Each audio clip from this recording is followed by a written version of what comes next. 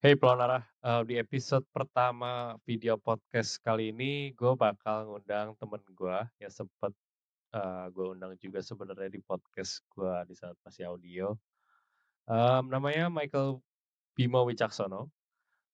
Dia sekarang ada di Virgin Galactic sebagai data analyst, lebih tepatnya di Spaceline Technical Operations. Jadi dia Mmm, sempat juga kerja di Accenture, pernah di perusahaan artificial intelligence juga, di Percept.ai, dan pernah kerja di Amazon juga.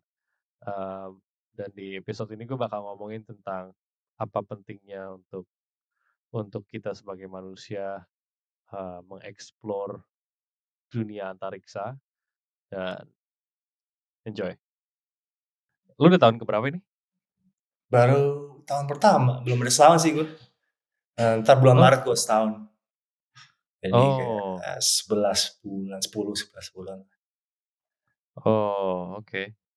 Mmm, so far kayak lu berarti udah sempet Virgin Galactic udah sempet terbangin launch beberapa pesawat ya berarti? Iya, udah total gue sejak gue masuk ini 7 lah, 7 kali, 7 kali terbang. Oh, wow. Iya, Tapi kayak sekarang 7 kali. masih masih entertainment atau kayak mereka emang belum belum ada base lagi ya? Base-nya baru cuman di tempat lu doang ya? Spaceport. Iya, jadi sebenarnya kita customer ada 2 macam sih, Rel. Ada yang Mmm, buat cuma space travel, satu lagi buat eksperimen. Jadi kita kayak ganti-gantian gitu antara buat, travel purpose sama buat experimental purpose. Experimental eksperimental tuh kayak as in research, oh as in masih dalam research. tahap R&D gitu? Bukan, jadi Oh. orang beli tiket kita buat research gitu, kayak jadi kita Oh, pakai jasa kita pas di, space-nya mereka ngelakuin risetnya. I get it. Jadi kayak mereka Heeh. kebanyakan akademisi-akademisi gitu dong, kayak scientist atau Iya, saintis mmm, atau kadang-kadang ini apa, astronot sebelum mau ke ISS itu mau pakai jasa kita juga jadi supaya dia oh buat ngerti training juga gimana. gitu? Training ya. Sebelum Oh. sebelum naik yang benerannya ya, sebelum KSS. Oke oke. Boleh ceritain dulu nggak kayak mungkin kayak pendengar gua masih belum ada yang tahu kayak Virgin Galactic tuh apa? Mungkin kayak lu bisa jelasin sedikit, Bim?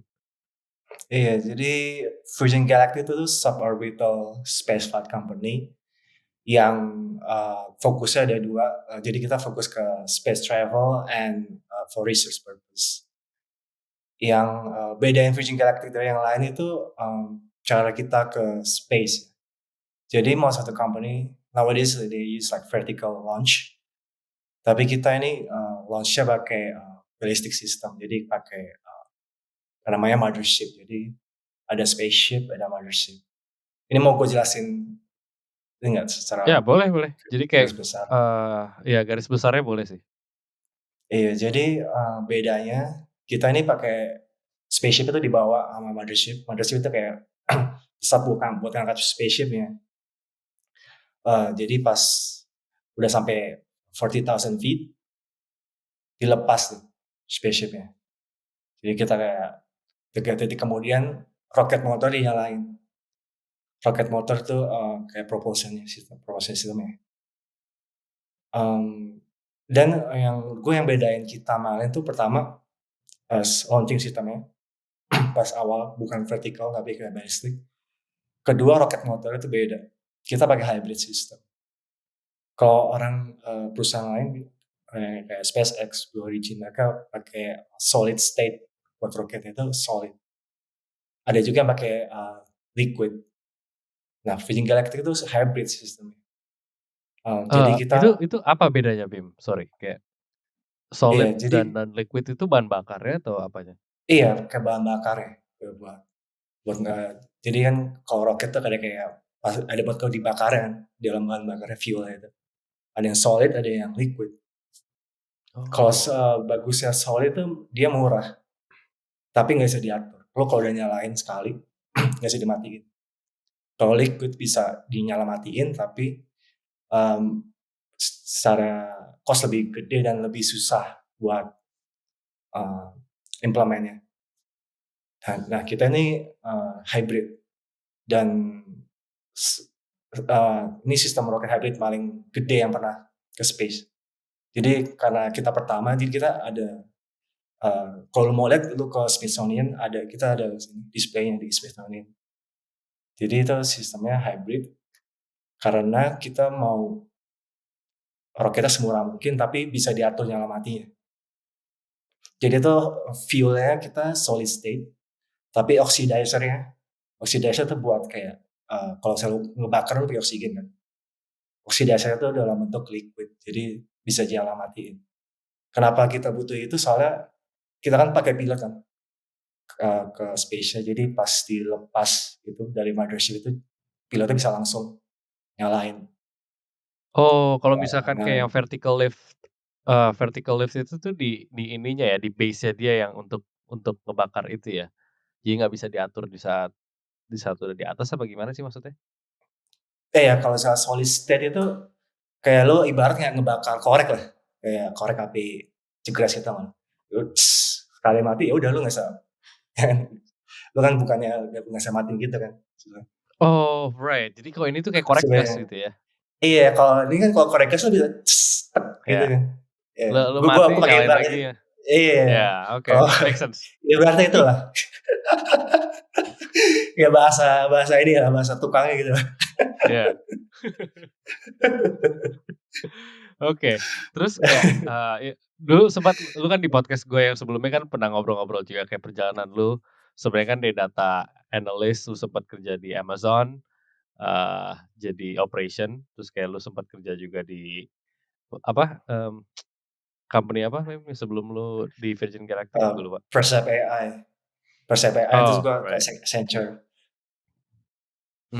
Terus kayak, Iya. menurut lu dari kacamata data sendiri gitu, apa yang membedakan, di saat lu di Percept AI atau di Accenture atau di AWS gitu tuh, apa yang lu notice itu pertama kali?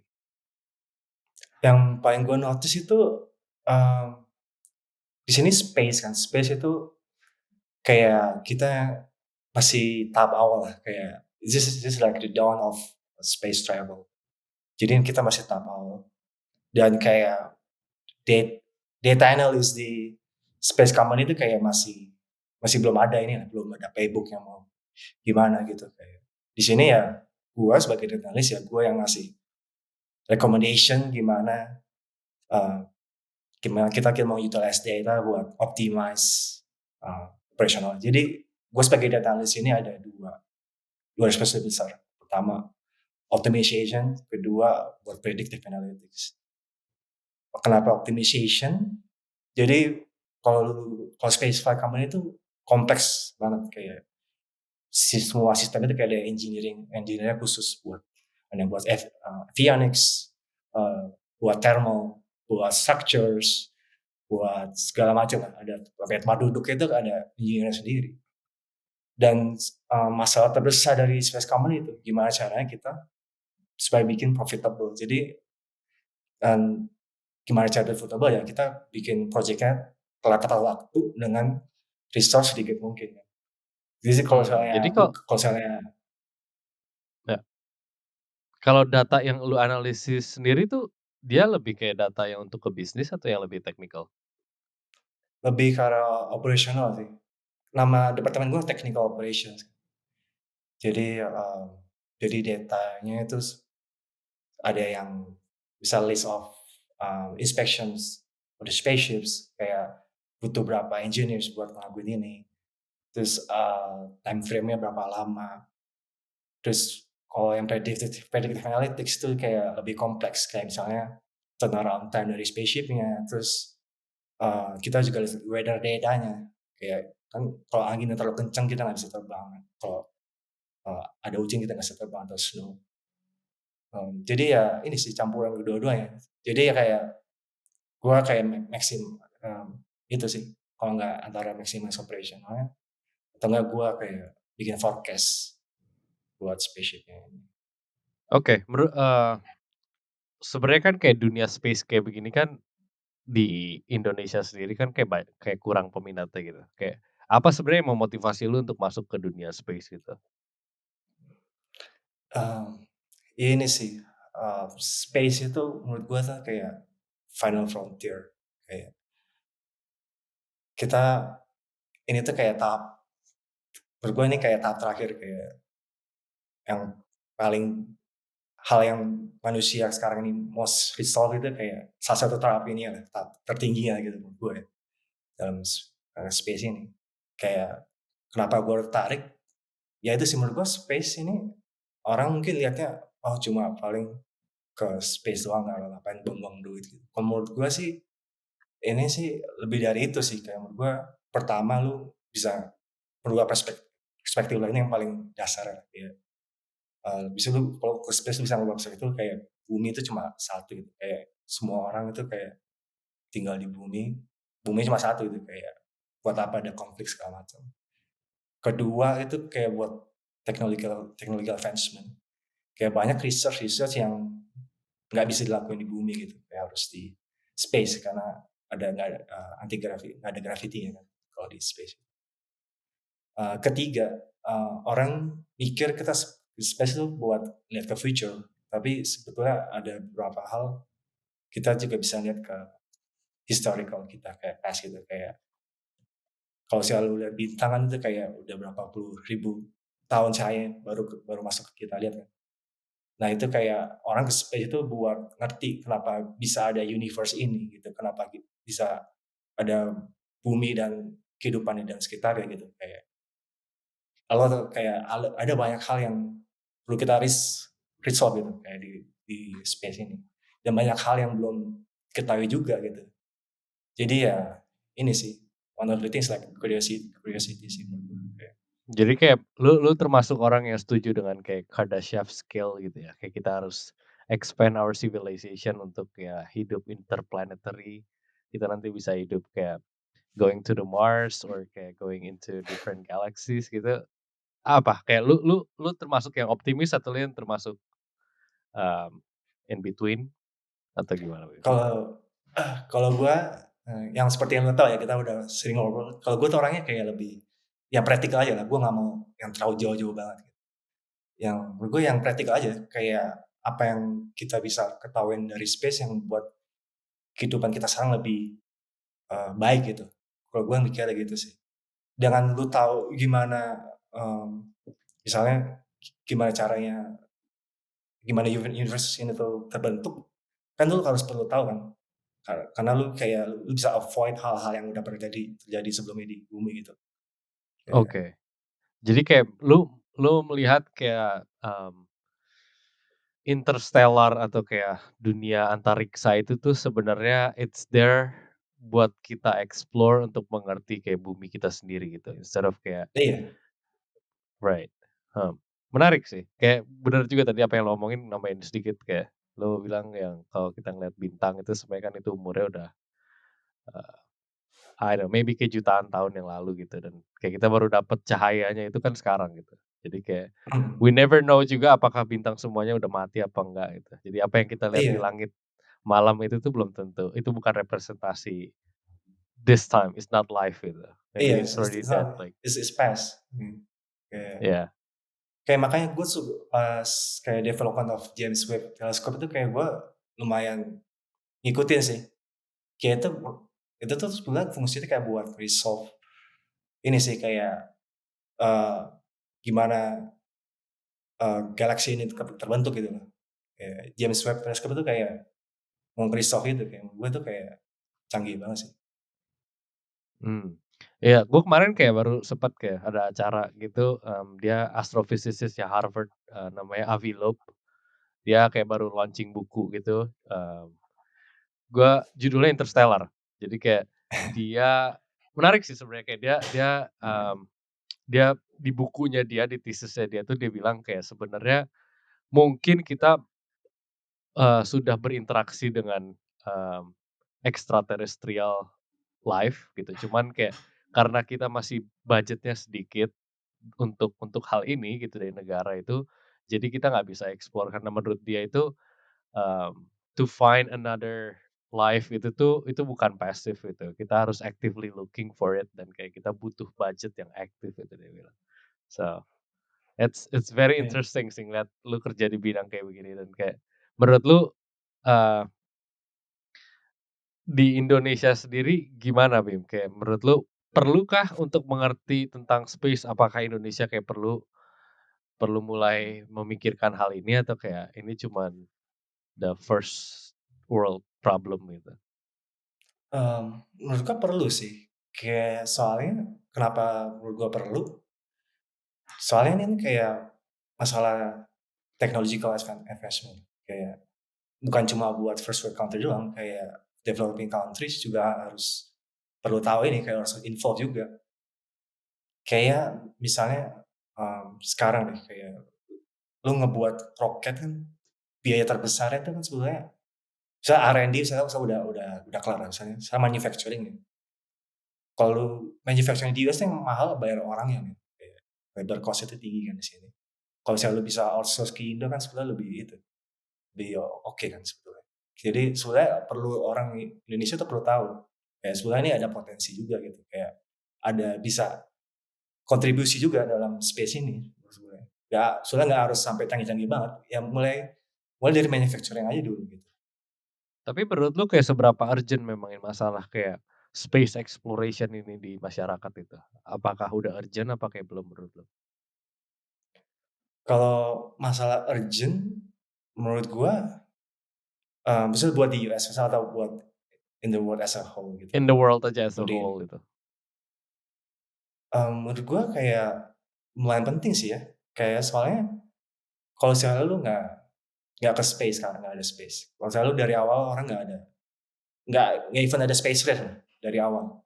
Kalau nggak ada even space dari awal, lu nggak ada satelit. Kalau nggak ada satelit terus sekarang di telecommunications dunia ini gimana, kayak terganggu kan, nggak ada maps, nggak ada Google Maps, nggak ada segala macam gitu. Kayak menurut gue tuh kayak ngefek banget sama kehidupan kita sekarang ini. Secara kita nggak sadar ya. Kayak sebenarnya beberapa produk yang kita pakai sekarang ini ya, itu kayak hasil dari exploration dari space juga gitu. Oke, kalau gue penasaran sebenarnya kayak dari bidang lu sebagai seorang data analyst gitu, terus kayak lu ngelihat gimana caranya lu bisa mengkawinkan kayak antara bidang lu, which is kayak data, sama astronomi gitu. Kayak menurut lu kayak di mana the silver lining gitu, kayak garis benang merahnya itu Hmm. di mana sih gitu? Iya, ya itu tadi sih kayak gue bilang, jadi kayak lu space project ini kayak, mmm, perlu banyak uang buat kerjanya dan commercialization tuh kayak masih baru-baru ini. Jadi ya lu harus bisa solve ini dengan duit yang kita ada gitu. Dan gua sebagai data analyst nih, gua harus nyari titik di mana ini bisa dioptimize gitu. Gimana kita bisa hit, eee, project-nya, tapi kita nggak mau, spend terlalu banyak uang gitu. Jadi itu kayak gue dari data lihat, oh oke ini, spesifikasi ini, terus, misalnya, apa sih istilahnya, kayak, eee, labor-nya sekian lah atau project-nya ini sekian gitu. Jadi ya bisa dioptimize gitu. Terus kedua, ini sih silver lining-nya di mungkin bagian forecast ya, lu kayak buat to make sure kayak successful mission lu harus ngerti kapan harus terbang ya kan sebetulnya. Kayak jadi kalau misalnya di di dunia ekonomi itu ada namanya, economics of scale gitu. Jadi seberapa banyak lo harus produce, di mana lo harus kayak hit, break even point-nya gitu. Jadi sama kayak spaceship ini. Kayak lu nggak bisa terbang kayak sebulan sekali aja atau setahun sekali aja. Lu harus tahu gimana caranya. Harus terbang berapa kali supaya kita bisa break even gitu. Mmm. Terus kapan aja terbangnya, dengan kita ngeliat data kayak, oke, weather-nya sekian, terus, labor availability sekian, terus budget kita sekian gitu. Jadi ya harus kita lihat datanya juga gimana caranya supaya kita bisa sukses gitu. Kalau dari prediksi lu sendiri, oke mungkin kayak ada yang belum tahu juga kayak Virgin Galactic ini kan bedanya sama kalau misalkan kayak Blue Origin atau SpaceX itu, mmm, Virgin Galactic ini kan jauh lebih either, entertainment purpose atau enggak kayak tadi yang lu bilang research gitu ya. Hmm. Eee, Menurut lu dari kacamata bisnis atau dari kacamata data yang lu lihat atau dari prediksi lu sendirilah, kira-kira kapan, Virgin Galactic atau kayak I would say kayak ini masih dalam planet juga nggak sih emang rencananya Virgin Galactic itu kan terbangin pesawat ke luar angkasa lewat space terus Yes, mendarat lagi di bumi biar lebih yes, efisien kan? suborbital. Hmm. Ya, apa namanya? Suborbital flight. Jadi suborbital flight tuh kayak lo ke atas, ke angkasa tapi lu turun lagi nggak ngorbit bumi, namanya suborbital flight. Kenapa mereka harus ngelakuin itu Bim? Di luar dari gimmick ya untuk luar angkasa gitu. Kalau secara Hmm. secara fungsional kayak ada nggak nilainya sebenarnya? Buat misalnya, to this world or to the company? For our humanity aja gitu sebenarnya kayak lu, Iya, apakah travel harus keluar angkasa dulu gitu, for what? maksudnya kenapa kita harus kayak kenapa Kayak harus kita kenapa commercialize? harus I mean kayak kenapa kenapa mereka harus kayak, reach the stratosphere dulu gitu, kayak keluar angkasa dulu, baru mendarat. Kenapa kita nggak pakai commercial plane biasa aja? Selain dari gimmick ya, kayak gimmick yang di luar angkasa, zero Hmm. gravity gitu. Ada nggak sih sebenarnya kayak fungsional itunya mungkin kayak mereka travel jauh lebih cepat dibanding kayak commercial, airplane yang kita tahu kah gitu atau misalkan, itu jauh lebih nanti kalau misalkan kita bisa reach certain point gitu bisa jadi jauh lebih sustainability juga for the environment or maybe for the economy lebih murah apa gimana? Ada nggak alasannya? Sebenarnya mungkin gue bisa jawab dari alasan kenapa kita harus commercialize space ya, kali ya.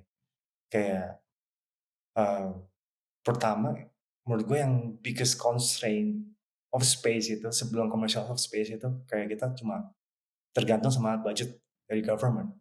Makanya lu perhatiin kan, kayak setelah program Space Shuttle selesai nih, habis itu nggak ada orang kayak nggak ada spaceflight dari US, human spaceflight dari US sampai Richard Branson pakai VSS Uni ke space gitu. Dan mungkin lu pikir kenapa nggak ada gitu? Karena nggak ada yang komersialin, kayak nggak ada commercialization. Kayak kenapa menurut gua commercialization itu penting? Karena lu ke space kan butuh kayak uang kan.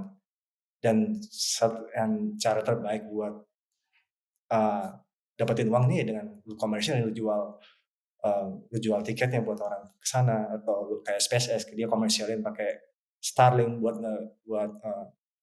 ngebantu project-projectnya mereka atau kayak kita misalnya Virgin Galactic IPO gitu kita go public buat dapat budgetnya.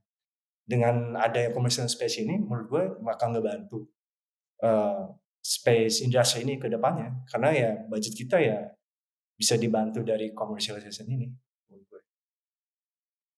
Oke, ini saya pertanyaan kayak pendapat lu pribadi aja sih dan kayak ini nggak ada hubungan sama technical, cuman kayak gue penasaran aja. Kalau misalkan lu punya chance untuk kayak pergi ke Mars gitu dan lu nggak balik ke bumi gitu, will you take it? Enggak sih, gue gue suka bumi gue. Oke, nah kayak kenapa, eee, menurut lu?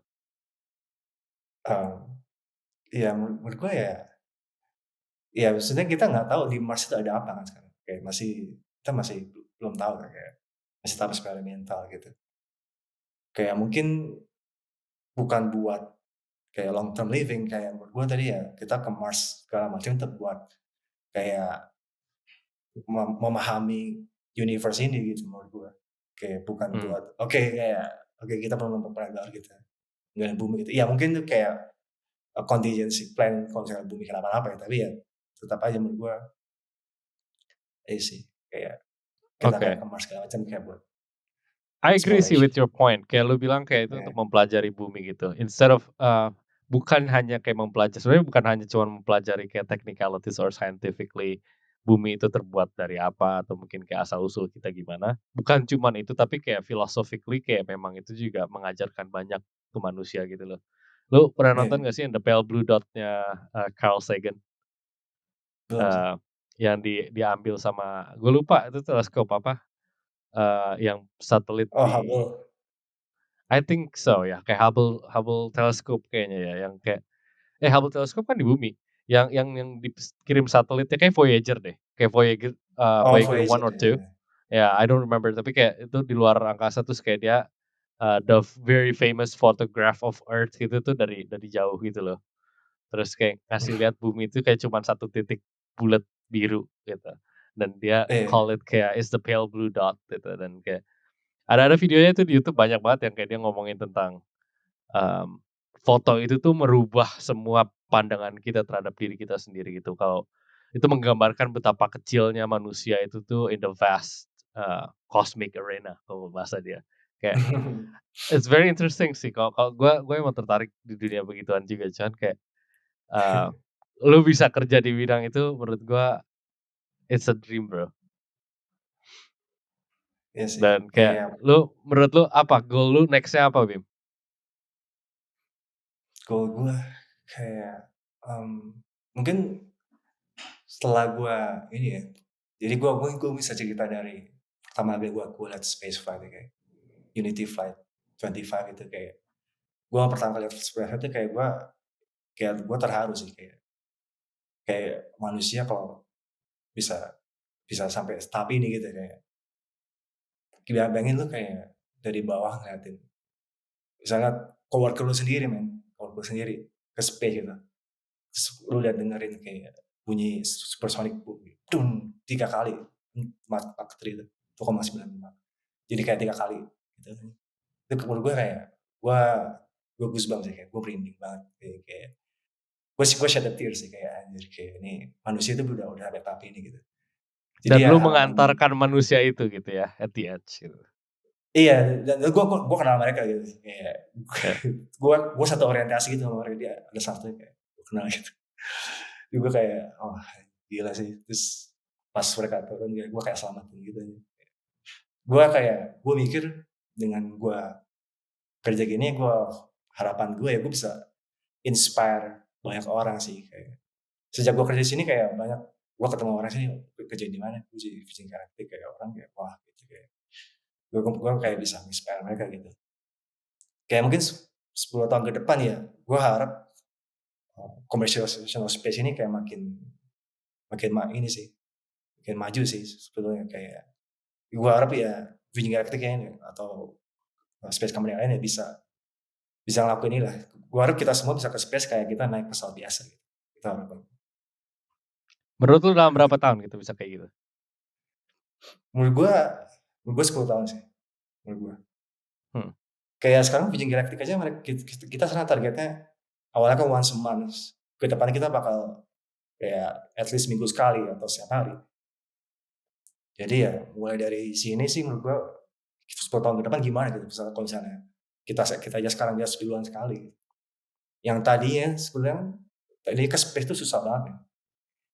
Cuma cuma ada beberapa ratus orang kayak jadi tuh waktu itu CEO kan bilang, "Lu kemungkinan besar lu ketemu pemenang Grammy itu lebih gede daripada kemungkinan lu ketemu astronot gitu, yang pernah orang-orang yang pernah ke space gitu."